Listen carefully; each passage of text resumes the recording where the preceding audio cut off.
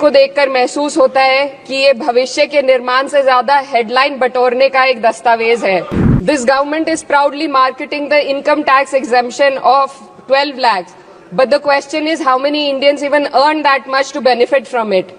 बेदम हुए बीमार दवा क्यों नहीं देते? तुम अच्छे बसिया हो शिफा क्यों नहीं देते? मिट जाएगी मखलूक तो इंसाफ करोगे, मुंसिफ हो तो हश्र उठा क्यों नहीं देते? इंदिरा चौधरी प्लीज। धन्यवाद सभापति महोदय। आज मैं यूनियन बजट 25-26 पर अपनी बात रखने के लिए खड़ी हूँ। भारत के संविधान के आर्टिकल 38 भारत को एक वेलफेयर स्टेट के तौर पर पेश करता है और सरकार की जिम्मेदारी है कि बजट और उससे जुड़ी वेलफेयर स्कीम्स के जरिए इन आर्टिकल्स को हकीकत में लाया जाए। इसलिए यूनियन बजट सिर्फ एक आंकड़ों की किताब नहीं बल्कि सरकार की प्राथमिकता और वेलफेयर स्टेट के संविधान से जुड़ी वफादारी का आईना है। सरकार की जिम्मेदारी है कि इकोनॉमिक पॉलिसीज जिनमें बजट भी शामिल है ऐसी बनाए जाए जो गैर बराबरी को कम कर सके और सबसे ज्यादा गरीब वर्ग को सहारा दे। बजट वो लाइफलाइन है जिससे शिक्षा, स्वास्थ्य, पेयजल, सोशल सिक्योरिटी, SC/ST माइनॉरिटी, गरीबों की भलाई के लिए स्कीमें चलाई जाती है। मगर ये बजट को देखकर महसूस होता है कि ये भविष्य के निर्माण से ज्यादा हेडलाइन बटोरने का एक दस्तावेज है। इससे सबसे ज्यादा प्रभावित होने वाली वही लोग पीछे छूट रहे हैं जिन्हें सरकार के सहारे की सबसे ज्यादा जरूरत थी।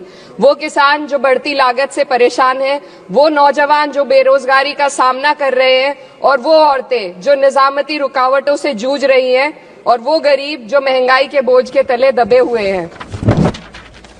This government is proudly marketing the income tax exemption of 12 lakhs. But the question is how many Indians even earn that much to benefit from it? Only 2.2% of Indian population pays direct taxes, whereas no relief has been given in regards to indirect taxes, the burden of which falls on everyone, especially the poor and weaker section of the society. This clearly shows that this is not an inclusive budget. GST की ऊंची दरों ने आम आदमी की कमर तोड़ दी है। जरूरत इस बात की है कि खाद्य सामग्री, दवा, स्कूल की किताबें और जरूरत की चीजों पर टैक्स कम किया जाए। पेट्रोल डीजल पर टैक्स कम करने की कोई कोशिश नहीं हुई जिसका सीधा असर हर नागरिक पर पड़ता है। आर्टिकल 41 कहता है कि सरकार को ये कोशिश करनी चाहिए कि वो अपनी इकोनॉमिक हालात और रिसोर्सेज के हिसाब से लोगों को रोजगार दे। इस बजट ने बेरोजगारी दूर करने की दिशा में कोई ठोस उपाय नहीं दिया है। नई नौकरियों की बात तो छोड़िए, जो पहले से थी वो भी खत्म होती जा रही हैं। स्किल डेवलपमेंट प्रोग्राम के नाम पर करोड़ों खर्च किए जा रहे हैं, मगर सवाल ये है कि ट्रेनिंग लेने के बाद कितने नौजवानों को असल में नौकरी मिल रही है। सरकार के पास इसका भी कोई आंकड़ा नहीं है। सरकारी विभागों में लाखों पद खाली हैं, मगर भर्ती का कोई प्लान नहीं है। आर्टिकल 45 जिसके द्वारा सरकार की जिम्मेदारी है कि हर बच्चे को 6 साल की उम्र तक फ्री और जरूरी तालीम मिले ताकि उनका बुनियादी तालीमी डेवलपमेंट सही से हो सके, जिसको संसद ने शिक्षा का अधिकार अधिनियम बनाकर और भी मजबूती दी थी, परंतु इसकी जमीनी हालत क्या है वो किसी से छुपी नहीं है। नगरीय क्षेत्रों में सरकारी स्कूलों में शिक्षक न होने की वजह से स्कूल बंद हो रहे हैं तथा दूरस्थ ग्रामीण क्षेत्र के स्कूलों में टीचर ही नहीं पहुंच पा रहे हैं। सरकार कह रही है कि डिजिटल इंडिया और AI से तालीम का इंतजाम होगा, मगर जरा जमीन पर देखिए, उत्तर प्रदेश में सिर्फ 22% सरकारी स्कूलों में कंप्यूटर है। मेरे संसदीय क्षेत्र कैराना में कई सरकारी स्कूल शिक्षक न होने की वजह से बंद हैं और मदरसा एजुकेशन के बजट में 57% की कटौती कर दी गई है। क्या यही सबका साथ सबका विकास है? इसी तर्ज पर अस्पताल हैं जहां पर डॉक्टर नहीं है। आर्टिकल 47 अच्छी सेहत और जिंदगी के स्टैंडर्ड को बेहतर बनाने की आवश्यकता पर जोर देता है। राज्य की जिम्मेदारी है कि लोगों की सेहत और उनके वेलबींग को बेहतर करने के लिए जरूरी कदम उठाए, लेकिन हकीकत यह है कि इस बजट का सिर्फ 2% ही आम जनता तक पहुंच पाता है। शामली जिले में 84 डॉक्टर की पोस्ट स्वीकृत है, मगर सिर्फ 29 डॉक्टर काम कर रहे हैं और गायनोकोलॉजिस्ट मात्र 1 है। दवाइयों की कीमतें बढ़ती जा रही हैं, मगर गरीबों के लिए कोई राहत नहीं है। सरकार ने महिलाओं के लिए बजट बढ़ाने का दावा किया, मगर 81% इसका बजट सिर्फ पोषण योजनाओं में डाला गया है। महिलाओं के रोजगार, उनके इकोनॉमिक इंडिपेंडेंस और सुरक्षा के लिए कोई ठोस योजना नहीं बनाई है।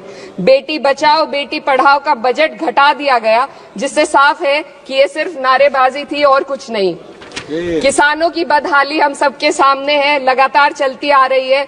2016 में कहा गया था कि 2022 तक किसानों की आमदनी दोगुनी होगी, मगर 2025 आ गया और एमएसपी पर कोई ठोस गारंटी आज भी दी नहीं गई है। गन्ना किसानों का बकाया अब तक नहीं मिल पा रहा है और तो और उत्तर प्रदेश में अभी तक गन्ना मूल्य भी तय नहीं किया गया है। डीएपी, यूरिया और खाद की कमी से परेशान किसान आज भी सड़क पर प्रदर्शन कर रहे हैं।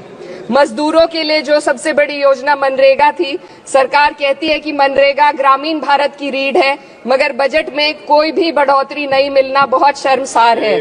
औसतन 44 दिन का ही रोजगार मिल रहा है, जबकि स्कीम 100 दिन की गारंटी की होती है।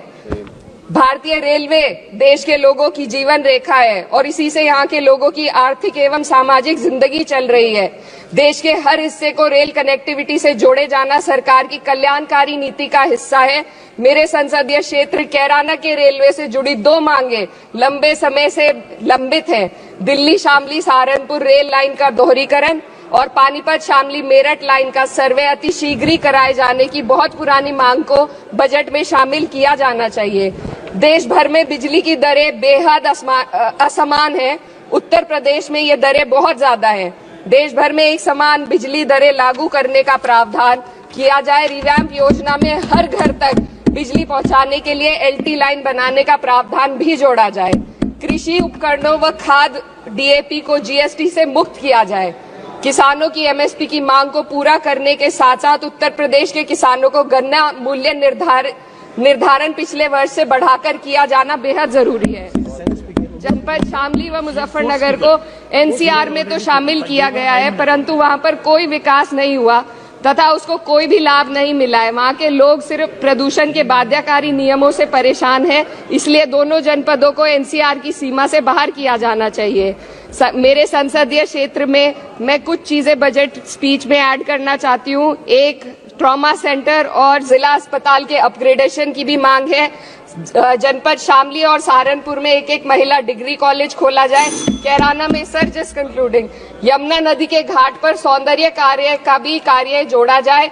जनपद शामली में टेक्सटाइल पार्क की स्थापना की जाए और जो संसद निधि है, सांसदों को केवल 5 करोड़ रुपए दिए जाते हैं और एमएलए, उत्तर प्रदेश के एमएलए को भी 5 करोड़ दिए जाते हैं। हमारी मांग है या तो इसे बढ़ाकर 25 करोड़ किया जाए या फिर सिरे से खारिज किया जाए। Sir just one The union budget was an opportunity to address the pressing.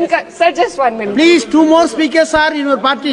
Sir, just concluding. Pressing concern of India's citizen, rising unemployment, soaring inflation, crumbling public services, and deepening rural distress. Yet, instead of offering real solution, the government has focused on optics and half measures. While tax relief for the middle class is welcome, it does nothing for the millions who earn too little to benefit from it. Education remains underfunded. Rural employment stagnates and farmers continue to struggle without meaningful support. The delays in conducting the census and caste census further exposes the government's disregard for data-driven policy making and social justice. India needs a budget that prioritizes its people, not just its economic headlines. A budget that invests in human capital, strengthens social security and ensures dignity and stability for all. But what we have instead is another missed opportunity, one that fails the poor, the youth, the farmers and the women of this country. Budget प्रस्ताव पर अपने विरोध को मैं 2 पंक्तियों में आपके सामने रखना चाहूंगी। बेदम हुए बीमार दवा क्यों नहीं देते? बेदम हुए बीमार दवा क्यों नहीं देते? तुम अच्छे मसीहा हो, शिफा क्यों नहीं देते? मिट जाएगी मखलूक तो इंसाफ करोगे, मुंसिफ हो तो हश्र उठा क्यों नहीं देते?